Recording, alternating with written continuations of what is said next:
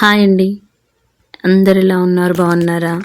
మేము కూడా చాలా బాగున్నాం. ఇవాళ మార్నింగ్ అయితే మన టెర్రస్ గార్డెన్స్‌లో కాకరకాయలయితే చాలా పండేసాయండి.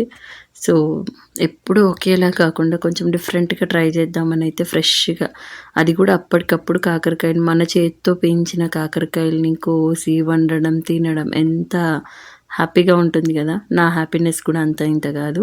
సో, అన్ని గనం కాకరకాయలొచ్చేసరికి నేను కూడా చాలా హ్యాపీగా ఫీల్ అయ్యాను. నేను టెర్రస్ గార్డెన్ స్టార్ట్ చేయాలన్న థాట్ కూడా నాకెందుకొచ్చిందంటే, నార్మల్‌గా నేను చాలా వీడియోస్ చూస్తున్నాను. అంటే నాకు ఏదో చేసేయాలి, ఏదో అని అలా అని ఏం లేదు. జస్ట్ నాకు నేను సర్వైవ్ అవ్వాలి. అండ్ నాకు హ్మ్, గ్రీనరీ అంటే చాలా ఇష్టం. సో, ఆ నేచర్‌కి మనం ఎలాగో అంత ఉండలేము. అంత పెద్ద ప్లేస్ ఈ సిటీలో కొనడం అంటే చాలా కష్టం.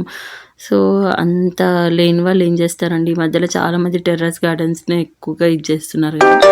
సో, నేను కూడా అదే వేలో థింక్ చేసుకున్నాను. సో, నేను టెర్రస్ గార్డెన్ పెట్టి జస్ట్ జాన్ 1కి స్టార్ట్ చేశాను. ఇప్పుడు ఆల్మోస్ట్ 4 మంత్స్ అయిపోయిందనుకోండి. 4 మంత్స్‌కి నాకైతే అస్సలు ఎక్స్‌పెక్ట్ చెయ్యని ఈల్డ్ అయితే చాలా బాగొస్తుంది. అంటే నేను హార్వెస్టింగ్ అయితే చాలా చేసేస్తున్నాను. ఇది సెకండ్ టైమ్ నేను హార్వెస్ట్ చేయడం బిటర్ గార్డ్. సో, మీరు చూస్తున్నారు కదా! నేను ఏది చేసినా కూడా లైవ్‌గా. సో, నాకైతే చాలా అంటే చాలా హ్యాపీగా ఫీల్ అయ్యానండి. నేను ఈ హ్యాపీనెస్ మీతో కూడా షేర్ చేసుకోవాలి. అంటే మనం ఏదో అనుకుంటాం కదా! మనకు అది ఉండాలి, ఇది ఉండాలి అంటే ఇంత పెద్ద ప్లేస్ ఉంటేనే మనం పెంచగలుగుతాము. తీగ జాతి ఇంకా అని అలా డౌట్ పడతారు గదా! సో, అలా పడకుండా ఉండడానికి కోసం నేను స్పెసిఫిక్‌గా ఈ వీడియో అనేది షేర్ చేస్తున్నానండి. అండ్ మోర్ ఎవర్ నేనొచ్చేసి ఇవాళ మా నానమ్మ ప్రాసెస్‌లో ఈ కాకరకాయ ఫ్రై అనేది చూపిస్తాను.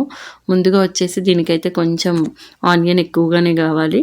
సన్నగా చాప్ చేసుకున్న ఆనియన్స్‌ని ఒక మంచి ప్యాన్‌లో ఫస్ట్ కాకరకాయని నీట్‌గా కడిగి తూడ్చి పక్కకు పెట్టుకోండండి.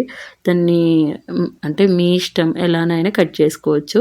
సో, నేను లైట్‌గా తీసేసాను. అయినా అప్పటికప్పుడు చెట్టు నుంచి తీసి వండిన కాకరకాయ అస్సలు చేదుండదంట.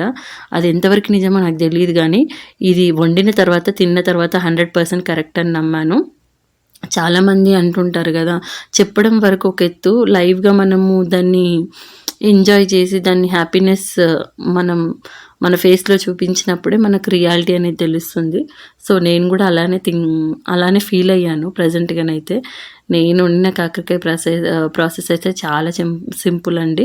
పాన్ పెట్టేసుకొని ఒక 2 టేబుల్ స్పూన్ ఆయిల్, అందులో పోపు దినుసులు, మినపప్పు అయితే కంపల్సరీ వేసుకోవాలండి. మినపప్పు వేసేసుకొని ఆనియన్‌ని బాగా ఫ్రై చేయడానికైతే పెట్టేసాను. ఇంగ అంత లోపల వచ్చేసి నేను కాకరకాయలని కడిగి తుడిచేసుకున్నాను గదా! అవి పీసెస్ లాగా కట్ చేసుకున్నాను రౌండ్‌గా.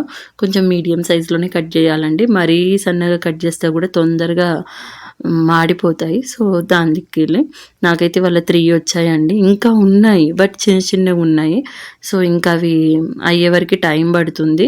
సో, ఇంగ వాటి కోసం వీటిని ఆపలేము. అంటే తినాలన్న ఆతృత కొద్దీ ఈ 3తోనైతే ఇంకేం చేయలేను. ఫ్రై చేస్తే బావుంటుంది. అందులోనూ ఇవాళొచ్చేసి సాంబార్ గదా! ఈ ఫ్రై కాంబినేషన్ చాలా బావుంటుందనైతే చేశాను. ఇంకా దానిలోకి వచ్చేసి మసాలా వచ్చేసి ఒక 10 వెల్లుల్లి రెబ్బలు తీసుకున్నానండి. ఒక స్పూన్ ధనియా, ఒక స్పూన్ జీలకర్ర వేసుకున్నాను. దాంతో పాటు కొంచెం కొబ్బరండి, వెండు కొబ్బరి అండ్ టేస్ట్‌కి తగ్గంత సాల్ట్ అండ్ కారం గూడా ఇందులోనే వేసుకున్నాను. నేను 1 టేబుల్ స్పూన్ వేసుకున్నానండి.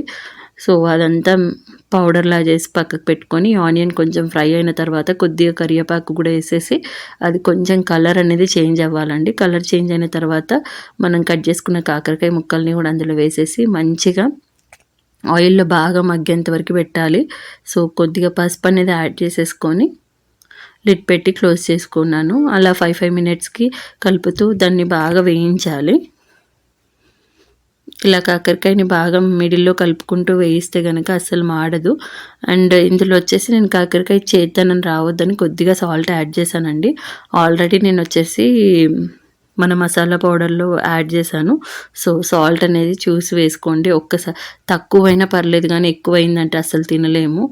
సో, ఇంక నేను కాకరకాయ బాగా వేగిపోయిన తర్వాత మనం ప్రిపేర్ చేసుకున్న మసాలా గూడా వేసేసి మంచిగా ఆయిల్‌లో మొత్తం ముక్కలకు పట్టేలా కలుపుకోవాలండి. ఇలా బాగా స్లిమ్‌లోనే చేయాల్సొస్తుంది ఈ కాకరకాయ ప్రాసెస్. బట్ నాకు ఏమో తెలీదు గానీ ఎవ్రీ టైమ్ ఏ కర్రీ చేసినా కొంచెం చాలా సేపే పడుతుంది టైము. బట్ నేను హార్వెస్టింగ్ ఏదైతే చేశానో అప్పటినుంచి అవి వెజిటబుల్స్ ఏవైతే నేను కుక్ చేస్తున్నానో అవి నాకు ఎక్కువ సేపు అయితే most hardly half an hour అండి. అంటే నేను కట్టింగ్ ప్రాసెస్ అవన్నీ ఉంటాయి గదా! సో, అంతే హాఫ్ అన్ అవర్‌లో నాకు కర్రీ అయితే రెడీ అయింది. ఎంత యమ్మీ